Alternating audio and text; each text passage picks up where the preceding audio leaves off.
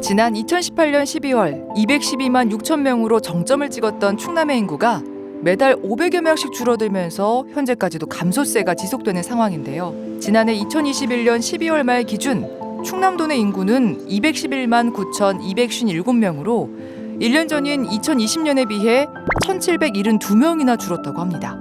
과거 2002년 이후 해마다 꾸준히 늘어났던 충남의 인구는 2012년 세종시 출범을 기점으로 감소세가 지속되는 상황이라고 합니다. 물론 충남의 모든 시군에서 인구가 감소하는 것은 아닙니다. 총 15개 시군 중 아산과 서산 그리고 당진과 계룡의 경우에는 인구가 늘어나는 추세라고 하는데요. 과거 온양으로 불렸던 아산시의 경우 삼성전자와 현대차 그리고 코닝정밀 소재와 같은 대기업이 소재하고 있어 전국 최고 수준으로 제조업이 발달하였고, 제조업이 발달한 도시의 특성상 30대 남성의 인구가 많으며 최근 5년간 아산의 인구는 꾸준히 증가하는 추세라고 합니다. 마찬가지로 서산시의 경우 대산공단과 테크노밸리로 젊은 층을 유입하며 꾸준한 상승세를 이어가고 있습니다. 반면 칠갑산으로 유명한 청양의 경우 심각한 인구 감소로 문제를 겪고 있는데요. 지난해 12월 말 청양군의 인구는 3만 440명으로 1년 전보다 508명이 줄었다고 합니다. 지금의 추세라면 올해 말에는 3만 명 밑으로 떨어질 것으로 전문가들은 예측하고 있다는데요. 가만히 손 놓고 있을 수만은 없죠.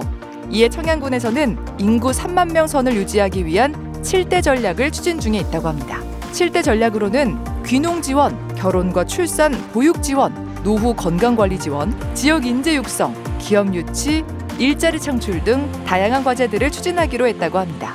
금산과 서천군의 경우 5만 명대 붕괴를 코앞에 두고 있는 상황인데요. 금산군의 경우 5만 477명으로 1년 전보다 937명이나 감소했고요. 서천군은 5만 745명으로 1,121명이나 감소했다고 합니다. 홍성군과 보령시는 지난해 10만 명을 지키지 못했고 세종시와 인접한 공주시 역시 현재 10만 명대 유지가 힘겨운 상황이라고 밝혔습니다.